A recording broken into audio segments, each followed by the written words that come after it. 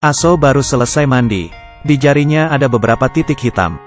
Dia mencuci tangannya. Sabunnya malah rusak. Kemudian ia mengambil sikat gigi. Sikat itu juga rusak.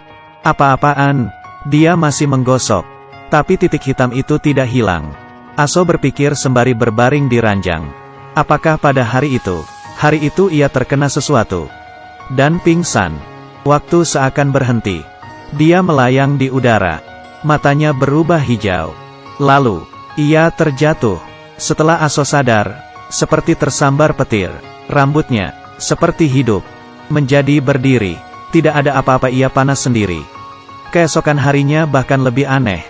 Si tukang buli merebut tongkatnya. Tidak berhenti mengusili Aso. Dirinya. Kemudian marah.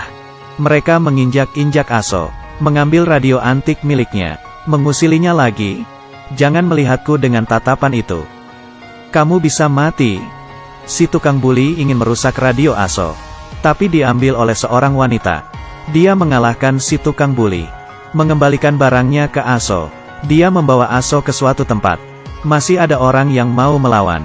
Dia menendangnya. Orang itu kesakitan. Tapi ia masih tidak mau menyerah. Memanggil temannya. Tapi wanita ini dengan mudah mengalahkan mereka berdua. Si pirang menjambak rambut si wanita dari belakang. Dan langsung dihabisi. Dia mengembalikan tongkat Aso. Mengajak Aso pergi. Di jalan, wanita ini juga memiliki titik hitam yang sama di tangannya. Sepertinya ia mengetahui sesuatu. Mereka datang ke sebuah restoran mie. Orang-orang di restoran ini tampak biasa saja. Tapi, mereka semua adalah dukun profesional. Bertugas memburu setan. Mereka semua memiliki kemampuan yang berbeda. Fisik yang kuat, hingga setara 2 atau 3 orang. Dan titik hitam di tangan Aso. Juga pada mereka, berhubungan dengan misi beberapa hari lalu. Tangan ini, memotong zucchini dengan cepat. Memasukkan mie ke dalam panci. Meniriskannya. Menaruhnya ke air dingin. Menumis zucchini. Menumis jamur. Wortel. Mengocok telur. Semua bahan telah siap. Ditaruh di mie. Dan kuah bening dituangkan. Selesai. Tapi sepertinya ada yang salah dengan tangan si koki. Jarinya mengenai pisau. Dengarkan lagi.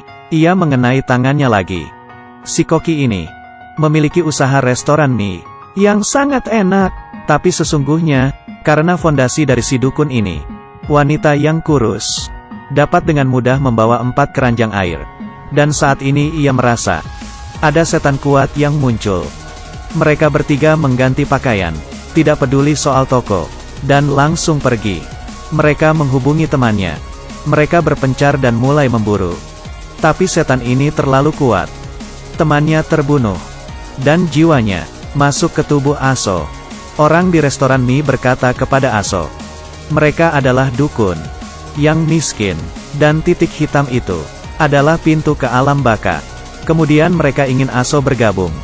Dia tidak akan melakukan hal semengerikan itu. Dan membuat keputusan. Tapi ketika Aso meninggalkan restoran mie, dia mendapatkan telepon dari Daxiong. Para tukang buli menculik Daxiong.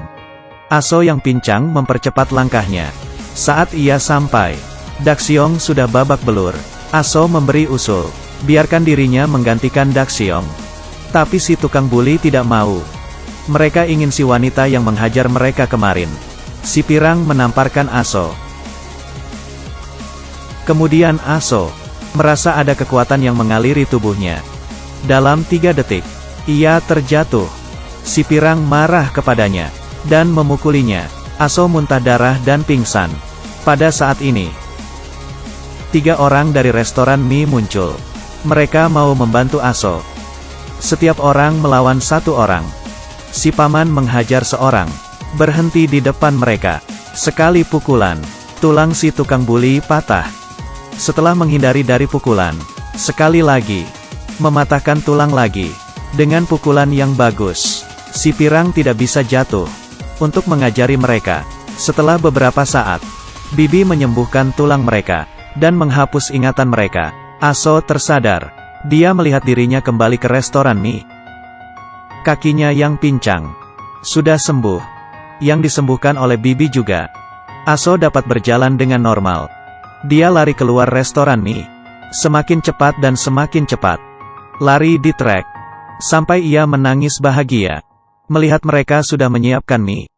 Mata Aso merah. Keesokan harinya, kursi. Ia mengepalkan tangan. Paman sangat tertarik, membawanya pergi memburu setan. Mereka lari di jalan. Lebih cepat daripada bus. Sangat cepat. Mereka sampai di tujuan mereka. Aso menemukan sekantong makanan. Dan seorang anak kecil. Tidak jauh dari lantai. Ada seorang wanita yang membunuh seorang pria dengan bantal. Aso ketakutan. Aso membuka pagar besi. Kali ini, paman datang. Dia menghentikan si wanita. Aso khawatir dengan si anak yang pingsan. Menolongnya dengan pertolongan pertama. Bibi juga datang. Si anak sudah tertolong. Si pria yang terbaring. Ternyata adalah setan. Ia sering memukuli istrinya. Istrinya yang marah, membalasnya. Setannya takluk. Anak kecil itu juga selamat. Mereka semua memuji Aso. Dan mengeluarkan seragam mereka. Esok harinya. Mereka menunggu di tempat yang sudah dijanjikan. Aso pun datang. Sejauh ini, para tim dukun sudah terbentuk. Selanjutnya, ini adalah drama Korea, Uncanny Encounter. Atau dengan nama lain Restoran Mie Sihir. Diadaptasi dari komik Korea berjudul sama. Ketika tayang perdana tahun lalu.